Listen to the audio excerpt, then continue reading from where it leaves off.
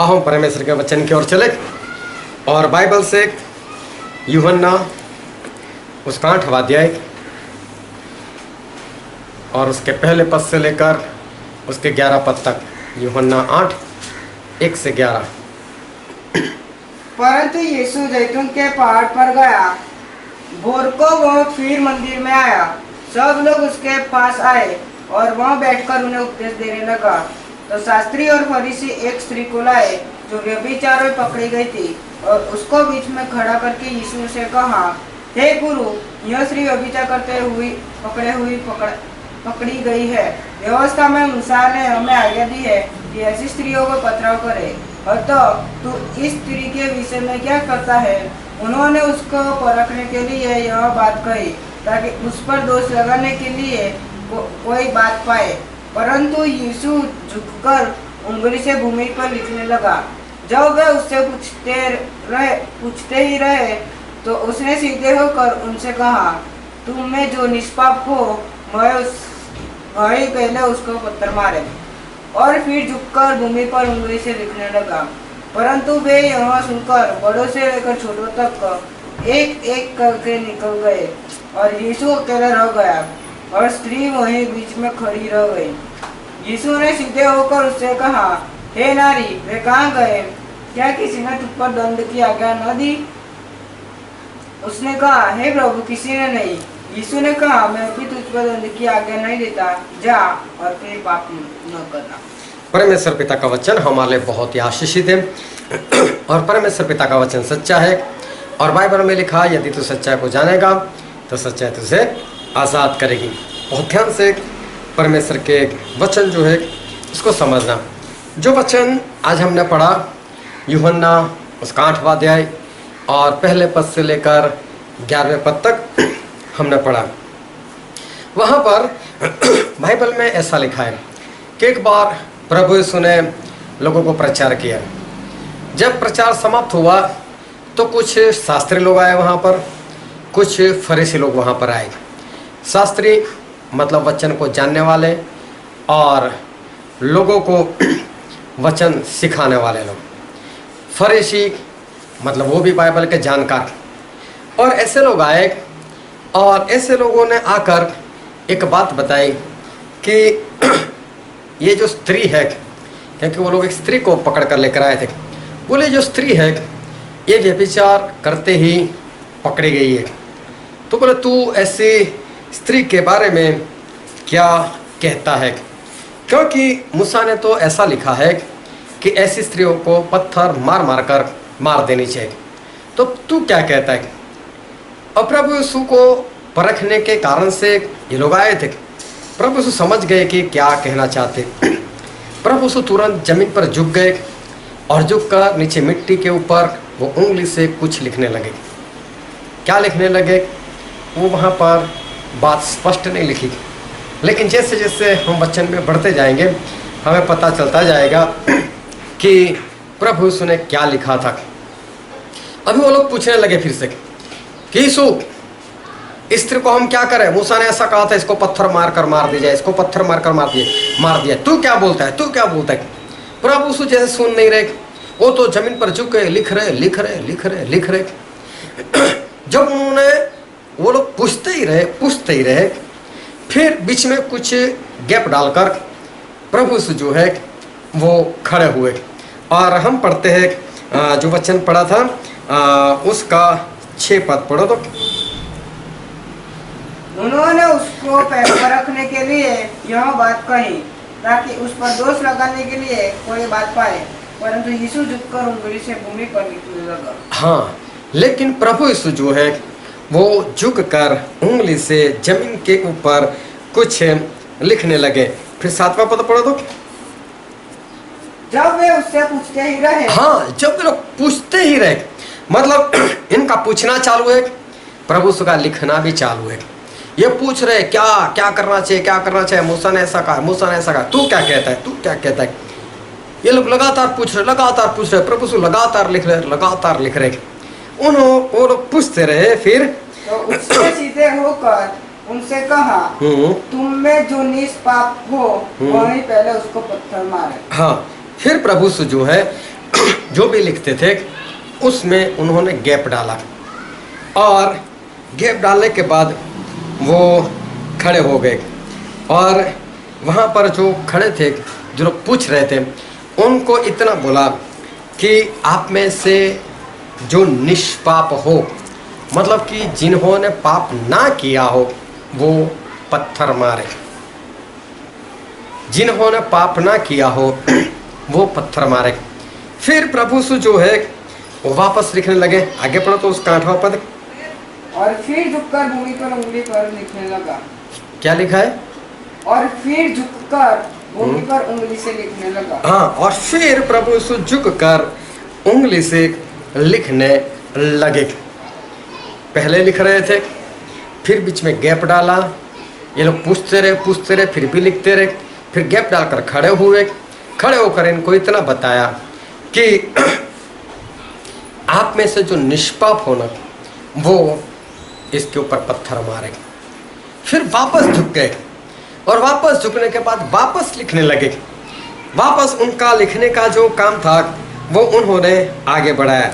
फिर 9वां पद पढ़ो तो। परंतु वे यह सुनकर बड़ों से लेकर छोटे तक, लेकिन वो ये सुनकर, मतलब प्रभु ने जो कहा कि आप में जो निष्पाप हो, मतलब जिसने पाप ना किया हो, वो पत्थर मारे, ऐसा सुनकर बड़ों से लेकर छोटों तक, बड़ों से लेकर छोटे तक एक एक करके निकल गए। एक एक करके निकल गए। अभी देखो, प्रभु ने तो एक ही बार बोल दिया कि जिसने पाप ना किया हो, मतलब जो निष्पाप हो, वो पत्थर मारे। एक ही बार बोल दिया सभी के लिए। लेकिन बाइबल में ऐसा लिखा है, यह सुनकर बड़े से लेकर छोटे तक। अभी छोटे का मतलब छोटा बच्चा नहीं है। अगर ध्यान से पढ़ो तो ऐसा लिखा है, शास्त्री और फरीसी आए। ये शास्त्री और फरीसी लोग थे, उनमें जो छोटा था और उनमें जो सबसे बड़ा था। मतलब हो सकता है 22-25 से लेकर 70-80-100 साल जो भी हो, वो सभी लोग बड़ों से लेकर छोटे तक बारी बारी से निकले, एक एक करके निकले। प्रभु ने सभी को साथ में बोल दिया था, लेकिन फिर भी ये सभी लोग जो है वो एक एक कर निकले। अभी यहाँ पर एक सवाल तो ये होता है, ये सभी लोग साथ में क्यों नहीं निकले? जब प्रभु ने उनको बोला कि आप में से जिन्होंने पाप ना किया हो, निष्पाप हो, वो पत्थर मारे, तो सुनकर सभी लोग एक साथ में क्यों नहीं निकले? लेकिन बड़े से लेकर छोटे तक बारी बारी से एक एक कर वो लोग क्यों निकले? साथ में क्यों नहीं निकले? प्रभु ने सभी को एक एक कर तो नहीं बोला था कि देखो पाप ना हो तो मारो, पाप ना हो तो मारो। सभी से बारी बारी से तो नहीं कहा था। अगर ऐसा होता तो भी हम समझ सकते हैं कि सभी लोग बारी बारी से निकलते, लेकिन सभी लोग साथ में नहीं निकले, लेकिन बारी बारी से निकले, जबकि प्रभु ने एक ही बार में बोल दिया था। अब इस वचन को पूर्ण रीति से समझना।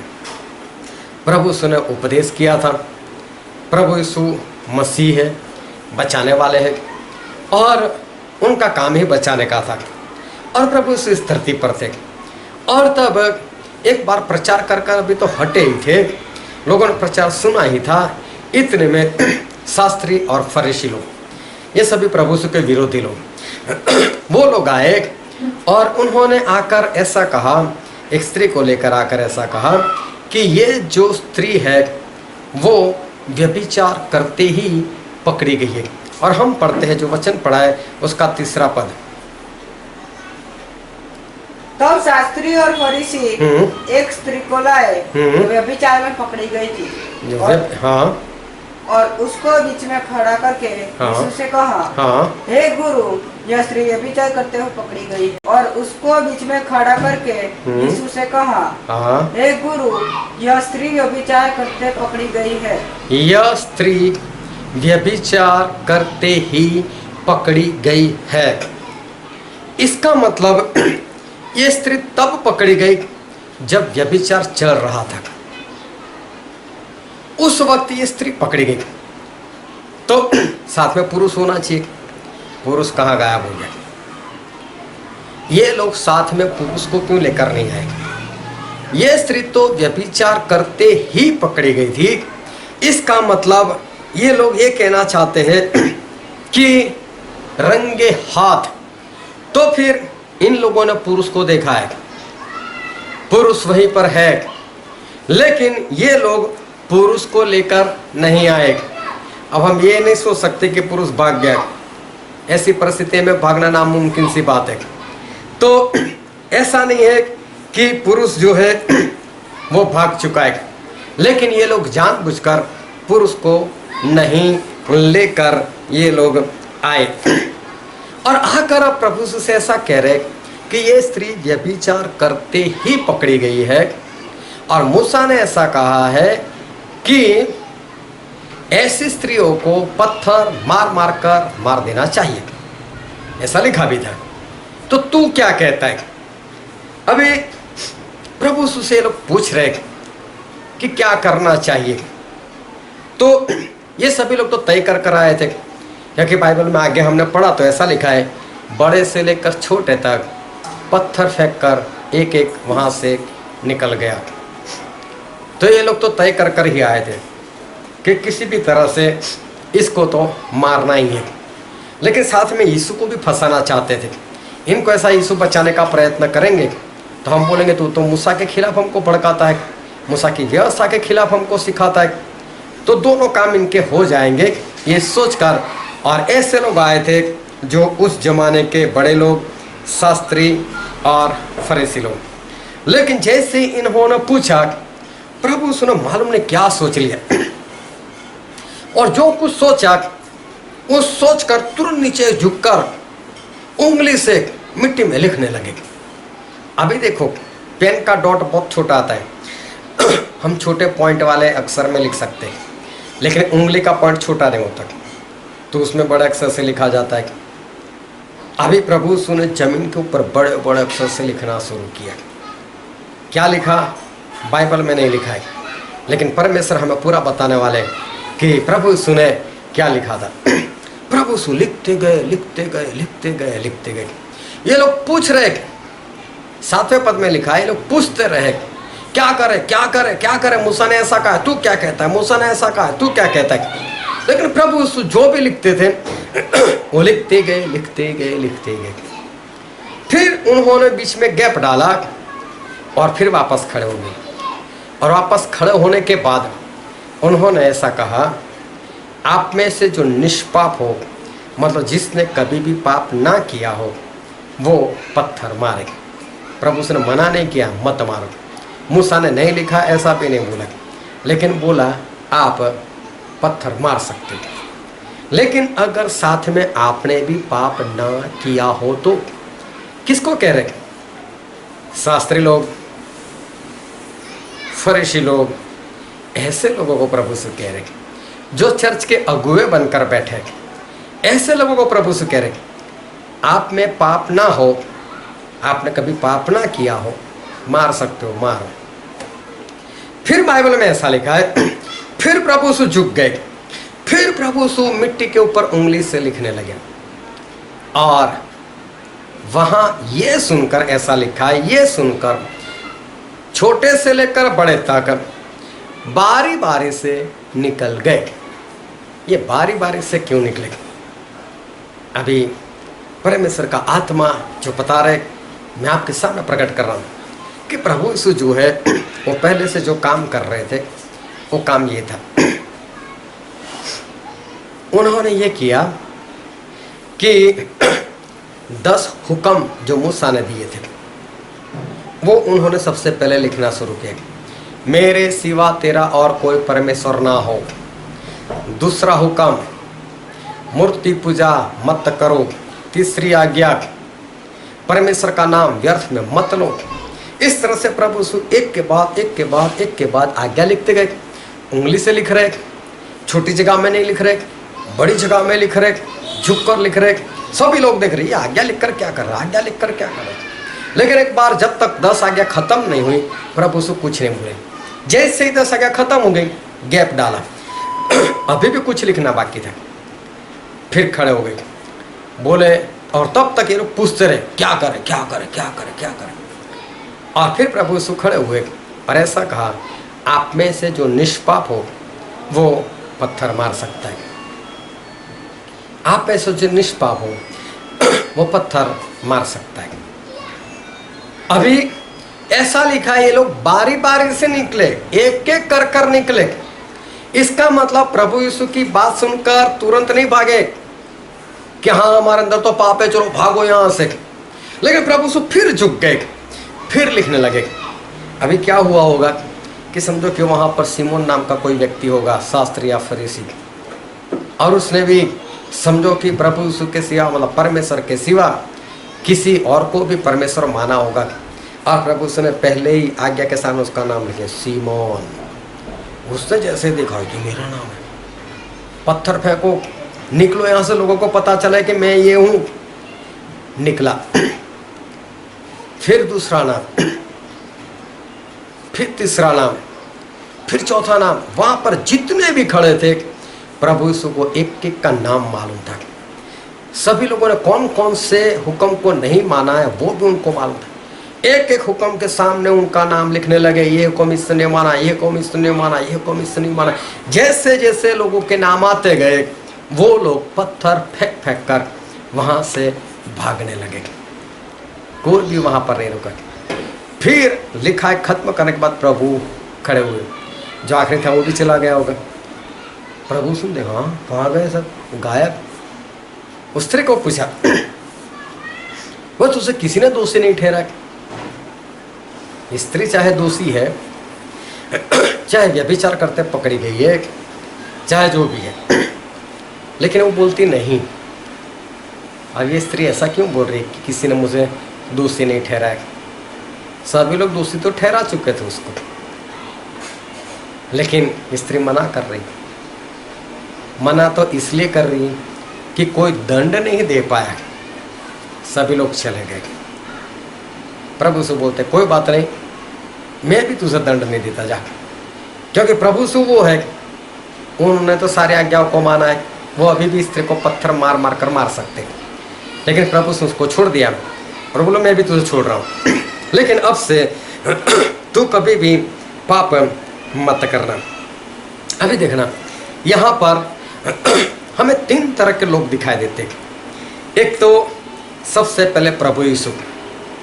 प्रभु यीशु वैसे है तो परमेश्वर, लेकिन वो परमेश्वर बनकर इस धरती पर नहीं आए थे, वो परमेश्वर का एक दास बनकर आए थे। उन्होंने आकर सेवा की। बोले प्रभु यीशु ने ऐसा कहा, मरकुस 10 और 45 में पढ़ो तो, मरकुस 10 और 45।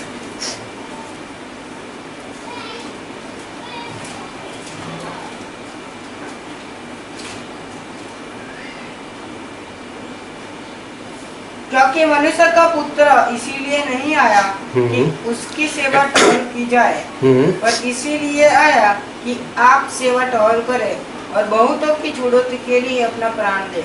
हाँ, प्रभु यीशु कहते हैं मैं इसलिए नहीं आया कि मैं लोगों से अपनी सेवा करवाऊं, मैं तो इसलिए आया कि सेवा करूं। दास बनकर आए थे, तो सेवक बनकर आए थे। फिलिपी 2 में भी लिखा है 5, 6, 7, 8 कि वो सेवक बनकर आए हमारे बीच में, अपने आप को शून्य किया, दास का स्वरूप धारण किया, और प्रभु यीशु जो है वो हमारे बीच में वो आए। तो सबसे पहले यहाँ 3 तरह के लोग, उसमें से एक तो है परमेश्वर का एक बेहतरीन दास। दूसरे यहाँ पर है, वो है व्यभिचारी स्त्री, पापी स्त्री। ये पापी स्त्री क्यों?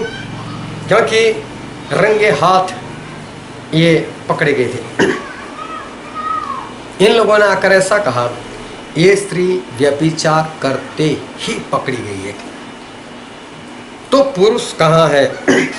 अगर इन लोगों ने इसको व्यभिचार करते हुए देखा है, तो साथ में इन लोगों ने उस पुरुष को पक्का देखा है।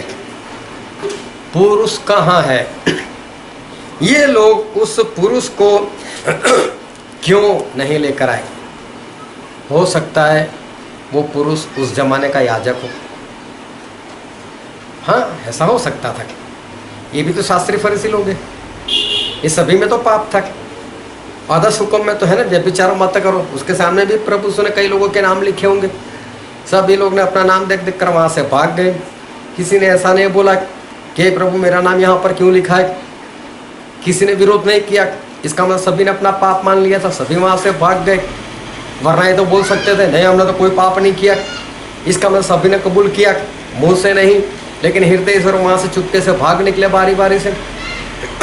दूसरे दिन एक दूसरे को मिले तो अभी कैसे बताए, वो तेरा कौन सा पाप बताया था, कैसे बताए, तेरी भी चुप मेरी भी चुप। तो एली जो महायाजक थे, उसके 2 बेटे भी याजक थे, वो भी तो स्त्रियों के साथ कुकर्म करते थे। तो ये मत समझो कि याजक मतलब नहीं करता। हो सकता है स्त्री के साथ जो भी व्यभिचार करते हुए था इंसान, हो सकता है वो कोई याजक होगा। ऐसा भी हो सकता है कि वो इन्हीं में से हो, शास्त्री या फरीसी में से। हो सकता है वो भी इसी भीड़ में इनके साथ वो भी तो आया हो, या तो कोई अगुए में से एक। लेकिन एक बात समझ लेना, ये इंसान, ये पुरुष आम पुरुष नहीं था। आम पुरुष होता तो ये लोग उसको भी पकड़ कर लेकर आते, दोनों को मार दो। ये आम नहीं था। हो सकता है याजक हो सकता है शास्त्री हो सकता है फरीसी हो, या तो हो सकता है चर्च का कोई अगुआ प्रधान था। इसीलिए इन लोगों ने इसको छोड़ दिया था। आम होता तो ये लोग उसको भी पकड़ कर लेकर आते। तो एक तो यहाँ पर प्रभु यीशु परमेश्वर के दास, दूसरे एक पापी स्त्री। सभी लोग पापी थे, लेकिन ये स्त्री क्यों पकड़ी गई थी सबूत के साथ, इसलिए ये स्त्री। और तीसरे लोग जो थे वो थे एक बड़ी भीड़।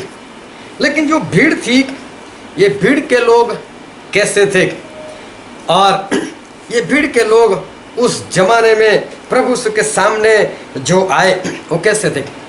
सभी पापी थे, सभी चर्च के अगुए थे, सभी शास्त्री और फरीसी, लेकिन कभी भी पकड़े नहीं गए थे। या तो पकड़े गए होंगे तो पैसे देकर ये छूट गए होंगे, या तो धमकाकर सामने वाले का मुंह बंद कर दिया होगा, जो भी है। लेकिन तीसरे लोग ऐसे हैं, भीड़ वाले लोग, कि जिनके अंदर पाप तो था, लेकिन अभी तक किसी के पास उसका कोई सबूत नहीं है। लेकिन साथ में वहाँ परमेश्वर का दास है, उनको तो सब पता चलता है। जो परमेश्वर का दास होता है उसको तो सभी कुछ पता चल जाता है। ये सभी लोग चर्च के अगुए थे। ये सभी लोगों में एक अपनी इज्जत जो है वो इज्जत धराने वाले, अच्छा पद धराने वाले ऐसे लोग थे। और फिर भी ये लोग जो थे बड़े डेंजरस थे, ये लोग बड़े भयानक से थे। पाप था खुद के अंदर, विरोध नहीं किया, लेकिन फिर भी दूसरे पापी को इस तरह से देखते, खत्म कर दो इसको, खत्म करो। वही काम खुद कर रहे, छुप छुप के कर रहे, पैसों के बल पर कर रहे, पकड़े नहीं गए अभी तक, लोगों को डरा कर रखते, धमका कर रखते। लेकिन अगर किसी में इतना देखा, हल्ला मचा देंगे, परमेश्वर के दास के पास भागेंगे, ये व्यभिचार करते हुए पकड़ी गई। प्रभु उसने सामने डायरेक्ट नहीं बोला, लेकिन प्रभु उसने लिख कर बोला, तू भी तो ऐसा है, चल निकल यहाँ से। सबके सामने अब तेरी भी पोल खोल दो, इससे पहले भाग यहाँ से। परमेश्वर का दास जो है वो सब कुछ जानता है। आज भी ऐसे लोग, ये भीड़ के जैसे लोग आज भी इस धरती पर जो है वो जीवन जी रहे। आज भी ऐसे लोग हैं। और बहुत ध्यान से समझना, क्या करते हैं ऐसे लोग? इसने कानों में पहना है, परमेश्वर ने तो मना किया है। तेरी पत्नी क्या करती है देखा? लाल लाल होठ कर कर निकलती, वो नहीं दिखता तुझे? वो कानों में पहनती वो नहीं दिखता? वो हाथों में पहनती वो नहीं दिखता? यहां से फटा हुआ पहनती वो नहीं दिखता? लेकिन ये सब दिखता है। और मालूम उसकी लड़की भाग गई, तो उसके लिए पेट्रोल खर्च कर कर क्यों आता है? क्यों मोबाइल का बिल बर्बाद करता है? तूने ये काम नहीं किया था, तेरे जीवन में ऐसी घटना नहीं बनी थी? हाँ, तेरे जीवन में ना बनी हो, तू दूध से धोया हुआ है तो आकर बता। लेकिन तू तो सामने से। हाँ, ये भीड़ वाले बहुत डेंजरस, ये सामने वाले का जीवन बर्बाद कर देते। अरे अगर किसी से गलती हो गई तो उसे समझाओ, लोगों के पास जाकर उसकी बात मत फैलाओ, उसको बचाने का प्रयत्न करो, खुद बचो। लेकिन है नहीं, मैं शास्त्री, मैं फरीसी, मैं बाइबल जानता हूँ, मैं ये मैं वो। थोड़ी थोड़ी बात किसी के भी जान ली, तुरंत फोन, चलो घर पर चलते, चलो ये बात करते। अरे बात का कोई फायदा है क्या? कुछ फायदा ऐसी बातों का जो होना चाहिए ऐसा कुछ नहीं है। एक भाई साहब ऐसी भीड़ वाला जब बात करता है तब तो ऐसे बात, अरे इतना पुराना, इसको कुछ पता नहीं चलता है। अरे ये वचन तो समझ में आना चाहिए ना उसको। खुद बरसों से परमेश्वर में चल रहा है, परमेश्वर के नाम से चल रहा है, लेकिन परमेश्वर ने जो काम दिया बरसों से नहीं किया। बरसों से परमेश्वर ने जो काम बताया उसके ऊपर चला ही नहीं। लेकिन दूसरे किसी, वो देखो वो कितना पुराना है, नहीं पता चलता उसको। तू भी तो बरसों से आया, तुझे पता चलता है परमेश्वर ने तुझे कौन सा काम दिया, तू कौन सा काम करता है। और मेरा तो दावा है तू कल भी नहीं करने पाने वाला, तेरे से कल भी नहीं होने वाला। इंसान जो है, ये भीड़ वाले, ये बहुत ही डेंजरस जो है, ऐसे लोग ये होते बहुत ही डेंजरस। इनको लोगों की बातें दिखाई देती है, लेकिन इनको खुद की बातें जो है, वो खुद की बातें उनको नहीं दिखाई देती। एक भाई साहब तो पूरा वचन सुनेंगे, ऐसा ऐसा करेंगे, मानेंगे भी, हाँ सही है। लेकिन घर पर जाकर कैसे मानेंगे मालूम है? जैसे खुद को पसंद है वैसे, जैसे खुद को मनवाना है वैसे मानेंगे। बाइबल चाहे जो भी कहता हो, परमेश्वर के दास ने चाहे जो भी सिखाया, फिर दूसरों को बातें करेंगे। नहीं यार, उसने तो ये वचन को ऐसे बताया था, ये वाला पास्टर तो ऐसा कहता है, वो वाला सेवक तो ऐसा कहता है। नहीं, तो सबकी सुनो और करता है वो कि जो उसको पसंद आता है, चाहे वो बाइबल के वचन के विरोध में ही क्यों ना हो, क्योंकि वो आसान होता है उसके जीवन में। एक भाई साहब तो एक बार आकर गवाही देने लगे, बोले मैं प्रार्थना करने के लिए गया था, और वो बोले एक लड़की के अंदर दुष्ट आत्मा प्रकट हो गई। वो तो व्यभिचार में थी और दुष्ट आत्मा बोलने लगा, इसके पास व्यभिचार मैं करवाता हूँ। बोले बात सही है क्या? व्यभिचार दुष्ट आत्मा करवाता? हाँ, व्यभिचार दुष्ट आत्मा करवाता है। बोले लोग समझते नहीं है, व्यभिचार दुष्ट आत्मा का काम है, ये लोग समझते नहीं। जब खुद भी व्यभिचार में आए तो फिर मूसा को याद करने लगे। मूसा ने भी तो दूसरी शादी की थी। फिर दाऊद को भी याद करने लगे, फिर दूसरे को भी। अब वो आत्मा कहाँ गायब हो गई?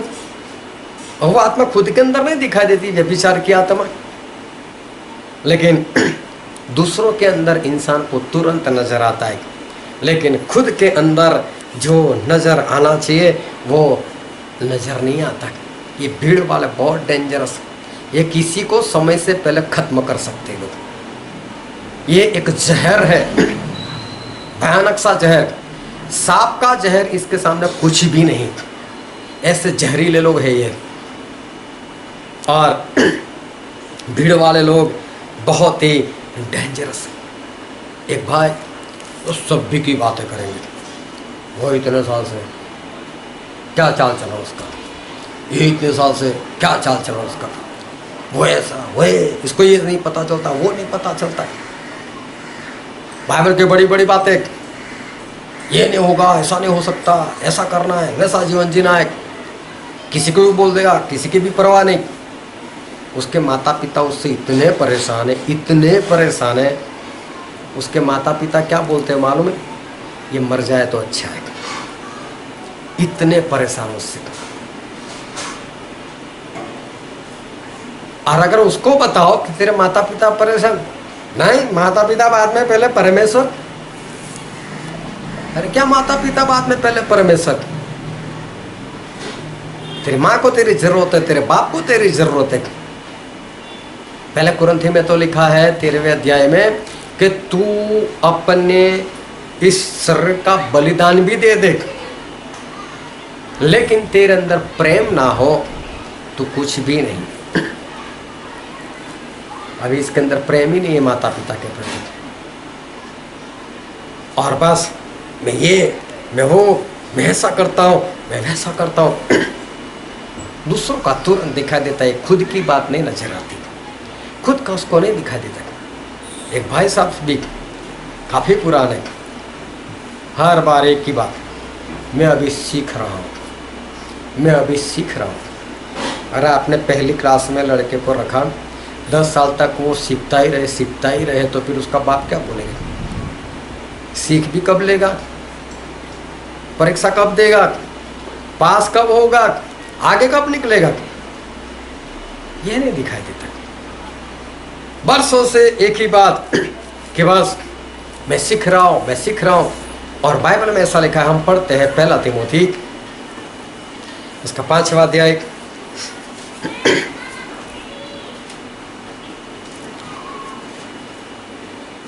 वर्ष का 8वां पद है। पर यदि कोई अपनों की और निज करके, हाँ, अपने घराने की और खास करके अपने परिवार की चिंता न करे, तो वह विश्वास से मुकर गया है, और अविश्वासी से भी बुरा बन गया है। ऐसा नहीं लिखा बुरी बन गई है, ऐसा लिखा बुरा बन गया है। परिवार की जिम्मेदारी पत्नी की नहीं है। ये आज का जमाना उल्टा सिखा रहा है। हाँ, पत्नी अगर काम करती है तो परमेश्वर ऐसा नहीं बोलते उसको काम नहीं करना चाहिए, मना ही नहीं है, लेकिन परिवार की जिम्मेदारी पति की है। और परमेश्वर ऐसा कहना चाहते हैं कि जो इंसान अपने परिवार का गुजारा नहीं कर सकता, चिंता करने की बात नहीं, चिंता कर ऐसे ही बैठे रहो, ऐसा कुछ गुजारा नहीं होने वाला। परमेश्वर ये कहना चाहते, जो अपने परिवार का गुजारा नहीं कर सकता वो इंसान, वो ऐसा है अविश्वासी से भी बुरा। जिसने कभी विश्वास ही नहीं किया उसका जीवन कैसा हो, उसका ऐसा जीवन है। ये तो बरसों से मैं अभी सीख रहा हूँ, बस साइलेंट, मैं सीख रहा हूँ, मैं अभी देख रहा हूँ, मैं अभी कुछ भी बोलना नहीं चाहता। अरे मैं तो बोलता हूँ बाहर जाओ, जूते पॉलिश करो, कार धोकर गुजारा करो, बोरियां उठाओ, लेकिन मर्द की ये जिम्मेदारी है कि किसी भी तरह से पत्नी और बच्चों का गुजारा करे। ये परमेश्वर ने जिम्मेदारी पति पर रखी है। और जो पति ये नहीं कर सकता वो अविश्वासी से भी बुरा है, वो कभी भी गलती से भी स्वर्ग में नहीं जाने वाला। लगा दो चेक्स, नहीं जाएगा वो। परमेश्वर बहुत स्पष्ट बोलते, लेकिन ऐसे लोगों को भी दूसरे की बात दिखाई देगी। मैं तो बात करता हूं तो अभी से मुझे पता चल जाता है वो कौन सी बात करने के लिए जा रहा है। अरे तेरा तो चाल चलन तुझे नहीं दिखाई देता, तू क्या करता है? तुझे लोगों की बात दिखाई देती, खुद की बात नहीं दिखाई देती क्या? इंसान को खुद की बात नहीं दिखाई देती। एक भीड़ वाले अपने आप को शास्त्री और फरीसी, हम चर्च के अगुए, हम ये हम वो, लेकिन प्रभु यीशु सब जानते थे। प्रभु यीशु इन सभी लोगों को पूर्ण रीति से प्रभु यीशु जो है जानते थे जब इंसान को पता ही है कि मेरे अंदर पाप है, तब होशियारी मारने की कहाँ जरूरत है। ये तो सभी पत्थर ले लेकर प्रभु यीशु के पास आकर होशियारी मारते, ऐसा बोला है।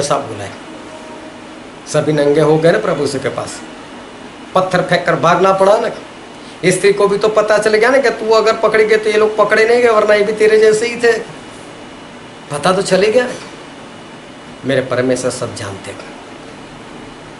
जब तुम्हें पता है कि तुम्हारे खुद के अंदर पाप है, आज से दूसरों को देखना बंद करो, खुद को देखो और अपने आप को बचाओ, अपने आप का चाल चलन बदलो, वरना ये भीड़ की जो हालत हो गई ना, वही एक दिन तुम्हारे भी हो जाएगी। इससे अच्छा है खुद को देखो और अपने आप को बदल दो। आओ हम हमारी आंखें बंद करें और हमारे मस्तकों को प्रभु यीशु के आगे झुकाएं। मेरे प्रियो, 3 तरह के लोग, एक प्रभु यीशु, एक पापी स्त्री क्योंकि पकड़ी गई थी, और तीसरे लोग वो जो पकड़े नहीं गए थे वरना पापी तो वो भी थे। आज अपना चाल चलन देखो और खुद के बारे में मुझे बताओ। कमेंट बॉक्स में मुझे बताना कि 3 में से कौन सी जगह पर आप आते हो। अगर हिम्मत है तो अपने आप को बचा लो, सही चाल चलन चलो, और प्रभु यीशु के पीछे जब भी आओ, पत्थर लेकर किसी को मारने के इरादे से मत आओ, बचने के इरादे से आओ। ये वचन समझने के लिए, ग्रहण करने के लिए, उसके अनुसार चलने के लिए प्रभु से की कृपा हम सभी पर होने पाए। Thank you Jesus.